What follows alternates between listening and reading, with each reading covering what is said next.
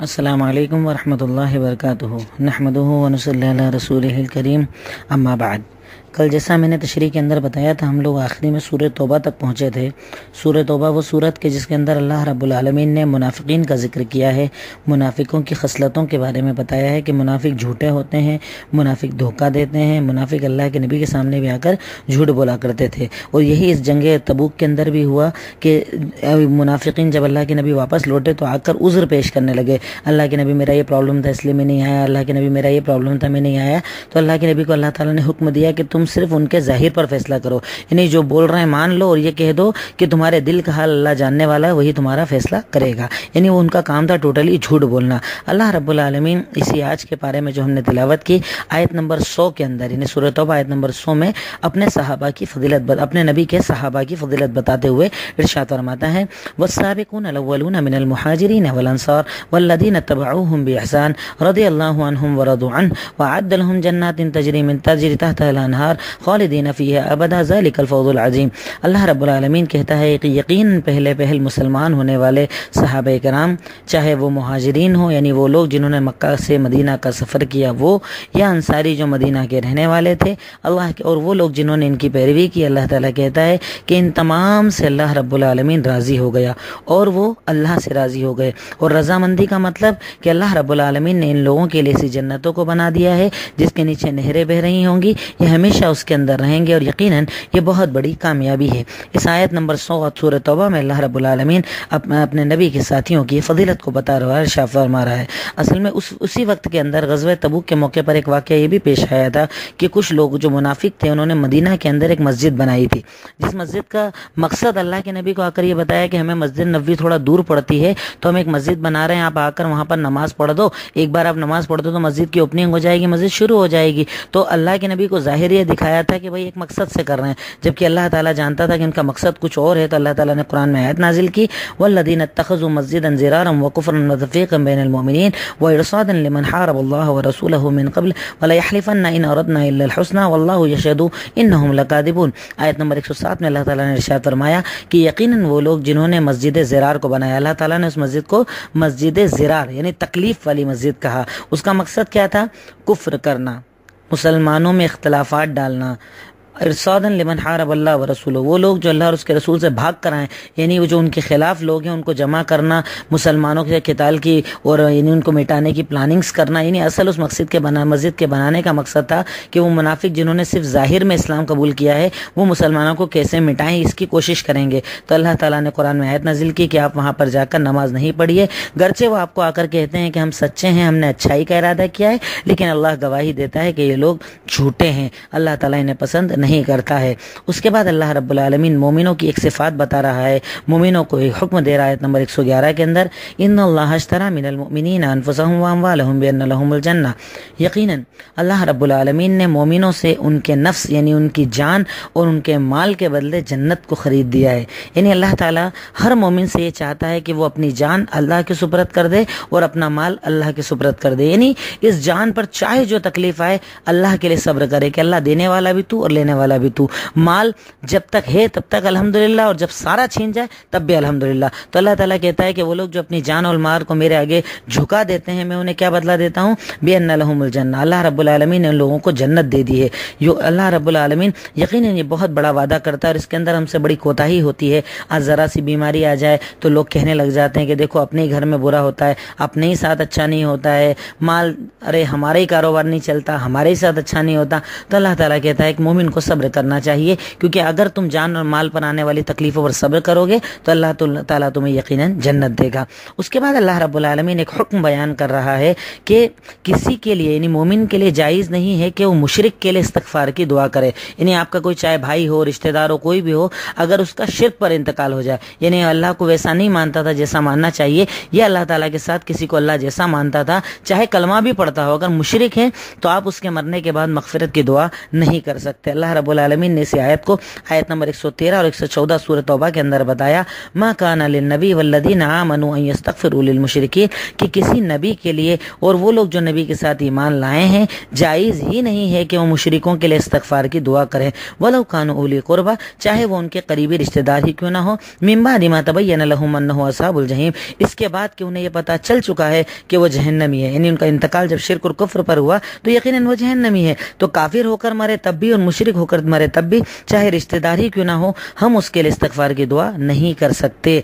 यहाँ तक कि अल्लाह ताला कहता है कि जब इब्राहिम अलैहिस्सलाम ने कहा था कि अल्लाह मेरे अब्बा को माफ कर दे, तो अल्लाह ताला कहता है कि इब्राहिम ने अपने अब्बा के लिए जो दुआ की थी वो एक वादे की वजह से, क्योंकि उन्होंने अपने अब्बा से कहा था मैं आपके लिए दुआ करूंगा, लेकिन जब उनको भी पता चल गया कि मेरा अब्बा अल्लाह का दुश्मन हो गया था, काफिर होकर मरा है, तो तबर्रा मिन्हु, उन्होंने भी अपने बाप के लिए मग़फ़िरत की दुआ करना छोड़ दिया। और यकीनन इब्राहिम अलैहिस्सलाम बहुत ज़्यादा अल्लाह रब्बुल आलमीन की तरफ लौटने वाले थे। अब जैसा कि मैं ग़ज़वा तबूक का वाक़या बता रहा था और कल मैंने कहा भी था कि इसमें ख़ास तौर पर अल्लाह ताला ने 3 सहाबा किराम के वाक़े को बयान किया है इशारे के तौर पर। हदीस में उसकी तफसील मैं आपके सामने मुख्तसर सा रख दूँ कि देखिए, ग़ज़वा तबूक जब पेश आया वो वक्त बड़ी शिद्दत का था, शिद्दत की गर्मी का वक्त था, खाने पीने की कमी, सामान की कमी, परेशानी का आलम, मुसलमान बहुत ज़्यादा परेशान थे। उस ज़माने में अल्लाह के नबी ने हुक्म दिया कि तबूक की तरफ जंग करने के लिए जाना है। सारे सहाबा कराम तैयारियां करने लगे। 3 सहाबा कराम थे जिसमें से एक का वाक़या सही बुखारी के अंदर अल्लाह रब्बुल आलमीन ने इस आयत के शान नुज़ूल में बयान किया। अल्लाह के नबी कहते हैं कि काब इब्ने मालिक एक सहाबी थे कि जिन्होंने जब ग़ज़वा तबूक का हुक्म आया कि जंग के लिए जाना है तो उन्होंने कहा कि भाई मेरे पास सवारियाँ भी 2-2 रेडी है, मेरे पास सब कुछ है, इन लोगों को तैयारी करने दो, मैं जाने के लिए मतलब बिल्कुल रेडी हूँ। अब मुसाहबा तैयारी कर रहे थे, इन्होंने तैयारी नहीं की। चलते चलते एक वक्त आया, निकलने का वक्त आ गया। तब इन्होंने सोचा कि मेरे पास तो जानवर बड़े मजबूत हैं, पीछे जाकर मिल जाऊंगा। जब निकल गए तब भी सोचा कि चलने दो, थोड़ा सफर करने दो, मैं तो फटाक से जाके इनके साथ शामिल हो जाऊंगा। करते करते सुस्ती इतनी हो गई कि अल्लाह के नबी बहुत आगे चले गए और ये उनसे मिल नहीं पाए। काब इब्न मालिक कहते हैं कि जब अल्लाह के नबी चले गए और मैं मदीना में कहीं जाता था तो हर तरफ मुझे कौन लोग नजर आते थे, या तो मुनाफिक नजर आते थे, या बूढ़े और बीमार नजर आते थे, और औरतें और बच्चे, यानी कोई भी सहाबी, कोई भी नौजवान, कोई भी ताकतवर आदमी बाकी नहीं था। अब काब इब्न मालिक कहते हैं कि मुझे टेंशन हो गया कि मैं जंग में नहीं गया, अब अल्लाह के नबी मुझसे नाराज हो जाएंगे। अब इसी आलम पर मामला चलता रहा, यहाँ तक कि आपके आने का वक्त होने लगा। तो काब इब्न मालिक कहते हैं कि मैंने अपने खानदान के जितने समझदार लोग वहाँ पर, औरतें बच्चे जो भी थे, उन सबको बुलाया और उनसे मशवरा किया कि बताओ मैं कौन सा हीला और कौन सा बहाना अपनाऊं कि अल्लाह के नबी मुझसे नाराज ना हो। सबने अपनी अपनी बात रखी, ये बोल देना, वो बोल देना, ऐसा करना, वैसा करना। कहा चलो ठीक है। जब अल्लाह के नबी आए तो कहते हैं कि मस्जिद नबवी में आए। आपका मामूल था जब भी कहीं से आप सफर पर आते थे पहले मस्जिद जाते थे, 2 रकात नमाज पढ़ते थे, उसके बाद आप कहीं पर भी मतलब अपने घर वगैरह जाया करते थे। अब मस्जिद पहुंचे, काब इब्न मालिक कहते हैं कि सारे मुनाफिक आ गए, यानी मुनाफिकीन चूंकि जंग में गए नहीं थे, अब आए और झूठ बोलना शुरू कर दिया। मेरे घर में ये प्रॉब्लम हो गई थी, मेरे साथ ये मसला हो गया था। आपने सबको कहा कि भाई अल्लाह ताला तुमको ज्यादा जानने वाला है, तुमने जैसा कहा मैंने मान लिया, जाओ कोई बात नहीं, मतलब मैंने सबको छोड़ दिया। अब काब इब्न मालिक आया तो अल्लाह के नबी गुस्से से मुस्कुराने लगे। कहा क्या हुआ काब? काब कहते हैं कि मैं इतनी सारी प्लानिंग करके आया था, ये बोल दूंगा वो बोल दूंगा, लेकिन सारी प्लानिंग गायब। जब मैंने देखा कि भाई ये अल्लाह के नबी हैं, अगर मैं झूठ बोल भी दूंगा तो कल पता चल जाएगा, तो बड़ा मुसीबत वाला मसला हो जाएगा। तो नहीं, आपके सामने आए, बोले अल्लाह के नबी मेरा कोई प्रॉब्लम नहीं था, बस यही है कि मैं सुस्ती की वजह से जंग में नहीं गया। अल्लाह के नबी के साथ में आने के बाद वो सहाबी कहते हैं कि सुनिए अल्लाह के नबी, अल्लाह की कसम अगर आपके अलावा कोई और इंसान होता ना तो मैं ऐसा झूठ बोलता कि मुझे पकड़ ही नहीं पाता, लेकिन मैं आपके सामने झूठ नहीं बोलूंगा। क्यों? क्योंकि मुझे अल्लाह ताला को मुंह दिखाना, अल्लाह ताला को जवाब देना है। और यकीनन सहाबा झूठे नहीं थे, वो सच्चाई का साथ देने वाले थे। ये बोला, अल्लाह के नबी ने कहा कि जाओ तुमने सच बोला है, अब अल्लाह ताला तुम्हारी माफी जब नाजिल करेगा तभी माफी होगी। और सारे मदीना वालों को कह दिया गया कि कोई इनसे बात नहीं करेगा। काब इब्न मालिक मस्जिद से जैसे निकले सारे रिश्तेदार आ गए कि बेवकूफ हो तुमको जाकर झूठ बोल देना था, मसला कुछ भी नहीं होता, इतने सारे लोगों ने झूठ बोला, तुम बोलते तो क्या फर्क पड़ता। तो मैंने कहा नहीं मुझे नहीं बोलना था। फिर इनको पता चलता है कि 2 सहाबी और ऐसे हैं जो सच बोल कर गए और उनसे भी बातचीत बंद हो गई। तो कहा वो कौन? हिलाल इब्न उमैया, मुरारा बिन रबी और ये काब इब्न मालिक। कहते हैं कि 40 दिन तक हमसे कोई बात नहीं करता था। मेरे दोनों साथी बूढ़े थे, वो घर में बैठे थे, मैं मस्जिद जाता, सलाम करता, कोई जवाब नहीं देता। अल्लाह के नबी सल्लल्लाहु अलैहि वसल्लम नमाज पढ़ाकर सलाम फेर के जब मुंह मेरी तरफ करते, मैं बार बार सलाम करता कि कहीं कोई होठ हिला के मुझे जवाब दे दें, लेकिन आप जवाब नहीं देते। 40 दिन इसी हाल पर गुजर गए। वो कहते हैं कि इन 40 दिनों के अंदर एक गस्सान नाम का बादशाह था, वो आया, उसकी तरफ से एक लेटर आया कि काब इब्न मालिक मैंने सुना है कि तुम्हारे साथी ने तुमको छोड़ दिया है, मोहम्मद सल्लल्लाहु अलैहि वसल्लम ने तुमको छोड़ दिया है, आओ हमारे पास, हम तुमको बड़ा मर्तबा और मकाम दे देंगे। देखिए कितना बड़ा इम्तिहान, एक तरफ मदीना वाले बात नहीं कर रहे हैं और एक तरफ बादशाह बोल रहा हूँ मेरे पास में सब कुछ दे दूंगा, सिर्फ अल्लाह के नबी को छोड़ दो। वो कहते हैं कि मैंने लेटर को तंदूर में जला दिया। 40वें दिन खबर आई कि ए माज अपनी बीवी को अपने से अलग कर दो। अल्लाह अकबर, देखो इम्तिहान कितना बड़ा होता है मोमिनों का। अलग करने का मतलब तलाक दे दूं या घर भेज दूं? बोले सिर्फ घर भेज दो। इसी आलम में 50 दिन गुजर गए। 50वें दिन अल्लाह ताला ने इस आयत के अंदर उनकी तौबा को नाजिल किया कि यकीनन मैंने इन सहाबा किराम को माफ कर दिया। तो यकीनन जो है माफी के लिए सब्र करना पड़ता है, इतनी आसानी से सारे मामलात नहीं होते। और हम लोग सोचते हैं कि बस बिल्कुल गुनाह किया फौरन माफी हो और फौरन मेरी सारी दुआएं कबूल हो जाए। तो बहर कैफ अल्लाह ताला ने इस सूरत के अंदर मुनाफिकीन का जिक्र किया। इसके बाद की आयतों के बाद भी अल्लाह ताला मुनाफिकों का जिक्र करता है, मुनाफिकों की खसलत को बताता है। उसके बाद अल्लाह रब्बुल आलमीन की तरफ से जो सूरत नाजिल हुई उसमें आज हमारे सामने सूरह यूनुस तिलावत की गई।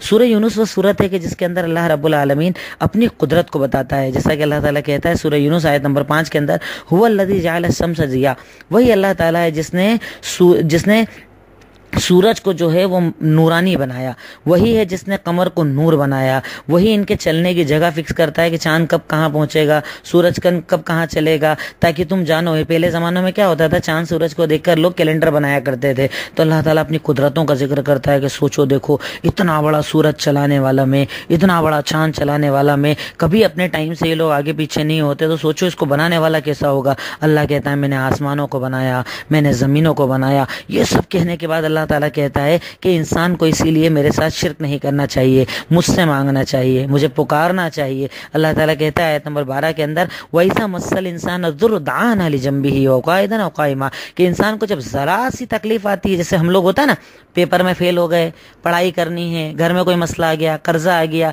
बीवी बच्चों का मसला आ गया, हम लोग क्या होते हैं बिल्कुल साफ नमाजी, खूब दुआएं मांग रहे, खूब इस्तिग़फ़ार, खूब हाथ उठा उठा कर दुआ मांग रहे। अल्लाह कहता है कि जब इंसान को तकलीफ पहुंचती है तो क्या करता है, हमें पुकारता है, लेट कर, बैठ कर, खड़े होकर, हर वक्त दुआएं मांगता है। और जैसी मुसीबत हम हटाते हैं तो कैसे हो जाता है, जैसे पहले था, बेनमाजी, बिल्कुल भूला हुआ। ये अल्लाह ताला कहता है यकीनन इसी तरह हम इसराफ करने वालों के लिए सब मुज़य्यन कर देते हैं, और वो लोग जो अमल करते हैं, यानी अल्लाह ताला ऐसे अमल को पसंद नहीं करता है। अल्लाह ताला भाई एक तरीके से देखा जाए तो क्या हम अल्लाह ताला को नाऊज़ु बिल्लाह रिश्वत देने की कोशिश कर रहे हैं? यानी अल्लाह ताला तू देख मेरा अमल ये कर देगा ना तो मैं नमाज भी पढ़ूंगा, रोज़ा भी रखूंगा। अल्लाह ताला कहता है मैं ऐसे अमल को पसंद नहीं करता, मैं तो उस इताअत को पसंद करता हूँ कि हमेशा की जाए। फिर उसके बाद अल्लाह रब्बुल आलमीन इन आयतों के अंदर, जैसा कि मैंने कहा, अपनी कुदरत को बताता है, दुनिया की सच्चाई बताता है, आखिरत की अच्छाई बताता है। इस पूरी सूरत में अल्लाह रब्बुल आलमीन ने कहीं शिर्क का जिक्र किया, शिर्क से रोका, शिर्क से मना किया। अल्लाह ताला कहता है कि बताओ आसमान और ज़मीन को मैंने बनाया, तो बताओ क्या तुम्हारे माबूद ऐसा कर सकते हैं? अल्लाह ताला आयत नंबर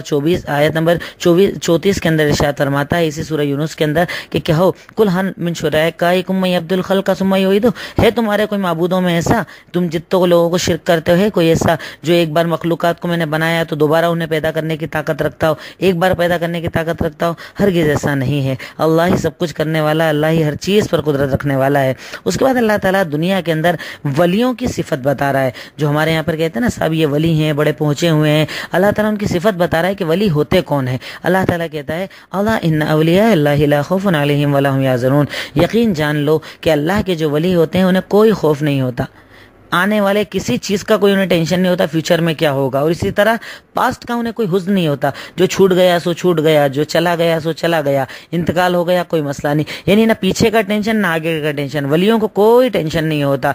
उनकी शर्त क्या है, कौन होते हैं वली? अल्लज़ीना आमनू व कानू यत्तकून, वली वो होते हैं जो ईमान लाए और अल्लाह ताला से डरे। यानी वली वो होता है कि जिसकी सारी ज़िंदगी अल्लाह की रज़ा पर चले, वो 5 वक्ता नमाजों के साथ साथ तहज्जुद का पाबंद हो, हर वक्त पाक साफ रहने वाला हो, सुन्नतों को ढूंढ ढूंढ कर अमल करने वाला हो, हर वक्त अल्लाह ताला से डरने वाला हो, उसका दिखाने वाली चीज़ भी ऐसी हो जैसे छुपाने वाली हो। यानी उसकी सारी ज़िंदगी रब की रज़ा पर चले, हलाल को हलाल माने, हराम को हराम माने। ऐसा इंसान अल्लाह रब्बुल आलमीन कहता है कि हकीकत में मेरा वली होता है जिसकी मैं मदद करता हूँ। उसके बाद अल्लाह रब्बुल आलमीन ने इसे सूरह यूनुस के अंदर हज़रत नूह अलैहिस्सलाम का तज़किरा किया।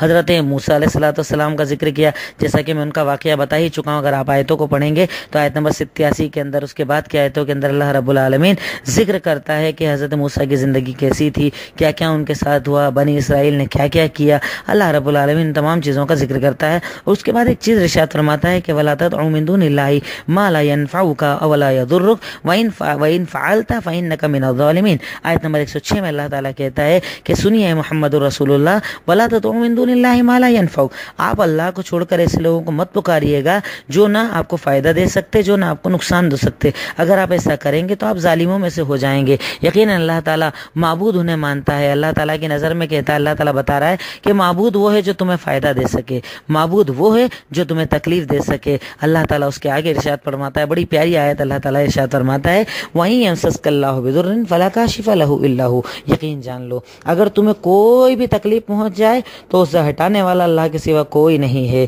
وہیں يُرِدْكَ بِخَيْرٍ، اگر اللہ تعالیٰ تمہیں کوئی بھلائی دینا چاہے، فَلَا رَادَّ لِفَضْلِهِ، تو اس کے فضل کو کوئی ہٹا نہیں سکتا ہے، يُصِيبُ بِهِ مَن يَشَاءُ، جسے چاہتا ہے وہ رب العالمین اپنے بندوں میں سے فضل دیتا ہے، وہ الغفور الرحیم، اور یقیناً وہ اللہ تعالیٰ بہت زیادہ معاف کرنے والا اور رحم کرنے والا ہے۔ یقیناً اللہ تعالیٰ اس آیت کے اندر، یعنی جو آج پڑھا گیا اس کی آخری آیت ہے، اور اس کے بعد چھوٹی سی ایک سورت کا ایک ذرا سا حصہ ہوا، کل اس کی تفصیل آئے گی، تو بہرکیف اس آیت کے اندر اللہ رب العالمین ہمیں بتا رہا ہے کہ ایک مومن کو ہمیشہ اللہ سے مانگنا چاہیے، اللہ کو پکارنا چاہیے، جیسا کہ اللہ تعالیٰ سورہ بقرہ کی ابتدا کے اندر کہتا ہے، وَإِذَا سَأَلَكَ عِبَادِي عَنِّي فَإِنِّي قَرِيبٌ أُجِيبُ دعوت الداعِ إِذَا دَعَانِ فَلْيَسْتَجِيبُوا لِي وَلْيُؤْمِنُوا بِي لَعَلَّهُمْ يَرْشُدُونَ، کہ جب اے محمد الرسول اللہ صلی اللہ علیہ وسلم آپ سے میرا بندہ میرے بارے میں سوال کرے تو اسے بتائیے گا کہ میں اپنے بندے کے بہت قریب ہوں۔ قریب ہونے کا مطلب کیا ہے کہ جب مجھے پکارنے والا پکارتا ہے تو میں اس کی پکار کو سنتا ہوں، تو کیا کرے بندے، مجھے پکاریں، مجھ سے مانگیں، اگر یہ مجھے پکاریں گے اور مجھ سے مانگیں گے تو یقیناً ان کی دعاؤں کو پورا کروں گا۔